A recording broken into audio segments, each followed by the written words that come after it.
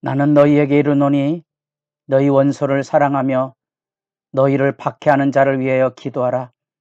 이같이 한즉 하늘에 계신 너희 아버지의 아들이 되리니 이는 하나님이 그 해를 악인과 선인에게 비추시며 비를 의로운 자와 불의한 자에게 내려주심이라. 마태복음 5장 44절 45절 말씀.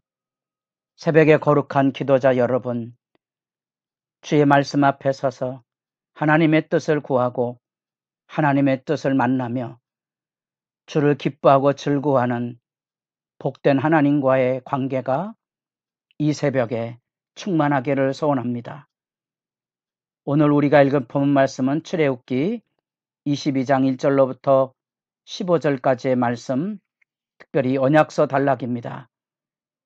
하나님의 언약 백성으로서 살아있는 하나님의 음성으로 십계명이 들려졌다면 이제 모세를 통하여 그 십계명에 대한 구체적인 사례 상황들을 이제 열어가게 됩니다. 그것이 언약서 단락입니다. 이 사회적으로 우리가 어떻게 이웃들과 관계를 맺으며 살아갈 수 있을까? 그 이웃들과의 기본적인 토대가 가지고 있는 소중한 교훈이 있었다면 그것은 과도한 보복에 매이지 않기를, 법적인 정당성을 세워서 힘의 지배가 또는 비인격적인 행동들이 나타나지 않도록 대인관계의 질서를 세우고 하나님의 본래의 뜻인 도의적인 책임 그 너머에 긍휼에 대한 시각을 일깨워 주었다면, 그래서 동영법의 원칙을 세우셨다면 이제 22장으로 들어오면 재산권 보호에 대한 말씀이 나오게 됩니다.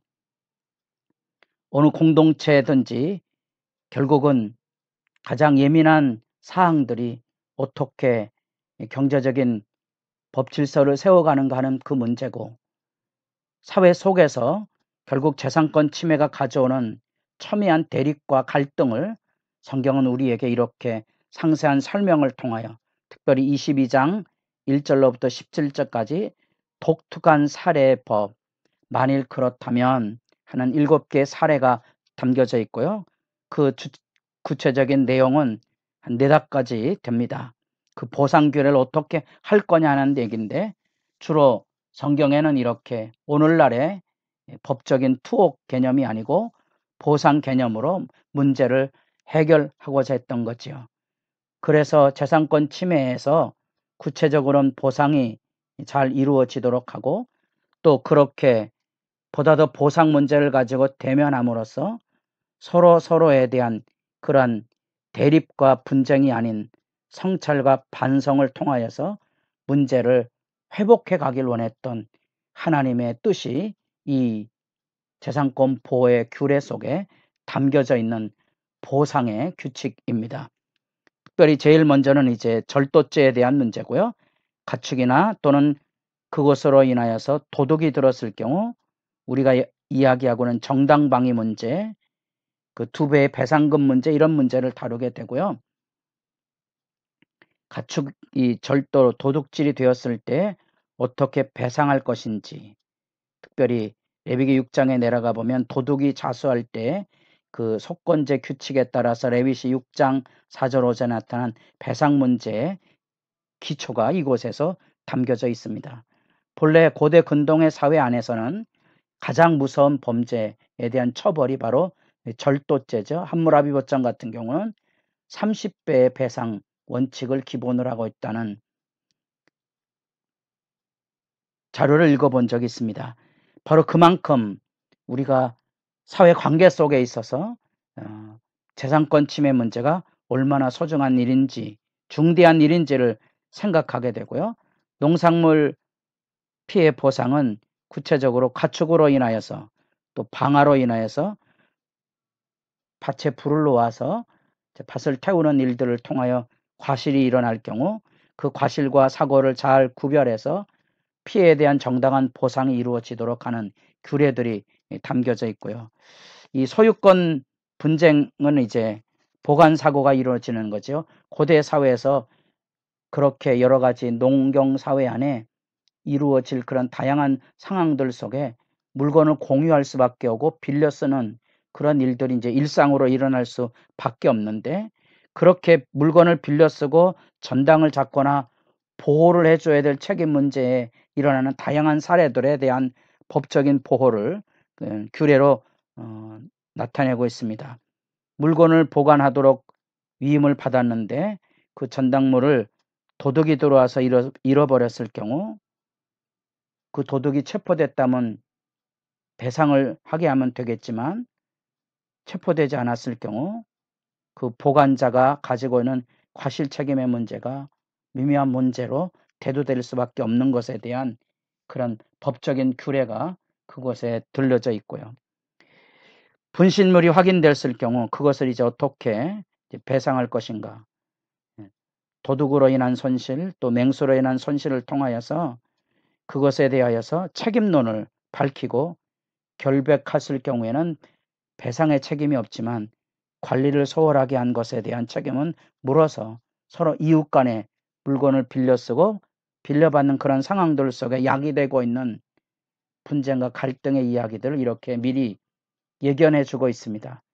우리가 보기에는 딱딱한 법질서지만 사실은 우리가 일상을 생활하면서 이웃과의 관계 속에서 흔히 일어날 수 있는 그런 문제들이고, 이런 문제들을 사실은 어떻게 지혜롭게 서로 간에 합의해서 넘어갈 것인가가 사실은 그리스도인으로서 세상을 살아가는 데도 중요한 지침이 있다는 사실입니다.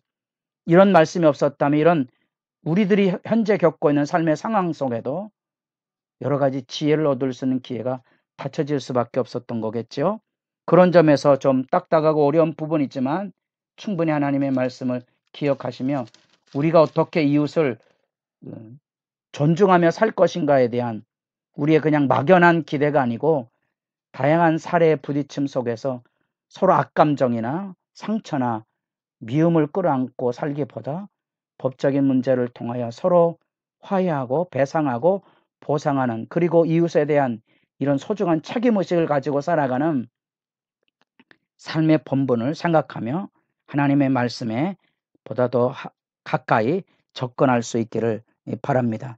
특별히 빌린 짐승으로 인하여서 그것으로 상해가 일어났을 때 어떻게 배상할 것이냐, 그래서 세를 얻어서 쓸 경우, 빌려온 경우 그런 사례들을 언급하고 있습니다. 우리는 이렇게 여호와 하나님의 백성의 언약관계의 실제라는 전망을 통하여 이웃과의 관계 속에서 야기될 경제적인 손실, 그 재산권 침해에 대한 이야기를 함께 읽어가게 됩니다. 이런 규례 안에서 우리가 기억해야 할 일은, 모든 사회 안에 이 재산권 침해가 예민한 주제인데 바로 그 문제 앞에 과도한 탐욕이나 분쟁이나 다툼을 일삼지 않도록 법 질서를 존중하고, 바로 이런 관계 상실로 비화돼 가지 않도록 하나님 앞에서 정당한 재판과 판결과 화해와 또한 배상을 통하여서 하나님이 주신 사랑과 평화의 관계를 어떻게 존중해 갈 것인가를 새삼 생각하며 기도해야 될 것이고요. 우리가 탐욕을 가지고 있는 한 이런 분쟁과 갈등에서 자유로울 수 없는데, 그건 부부 간에도 가정 안에도 교회 안에도 결국 돈 문제 때문에 얼마나 많이 상처와 고통과 아픔을 끌어안고 있는가.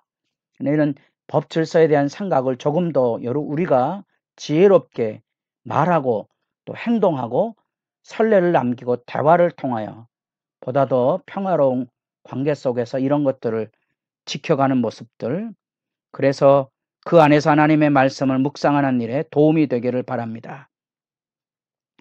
이런 경제적인 손해 사건 안에서도 생명이 가장 우선되는 사실, 생명 존중을 통하여 과실과 사고를 구분해낼 줄 아는 그런 지혜, 또 하나 어쩔 수 없는 상황 속에서 이루어지는 그런 이웃에 대한 충분한 관심을 가지고 정당법이 이루어지고 배상이 이루어져서 관계가 서로 잘 보존이 되도록 그 공법과 정당한 보상을 통한 회복의 하나님의 뜻이 이곳에 담겨져 있음을 묵상해 가면서 우리가 서로 이웃 간에 낯불 키는 일들 속에서 악감정을 쌓아놓지 아니하고 해소하고 평화하고 또 그런 문제 안에서 우리가 예민한 주제를 가지고 있는 탐욕의 규례들을 되짚어 보면서 여러분 세상을 살아가며 경제적인 또는 이권이나 또는 경제적인 손실로 인하여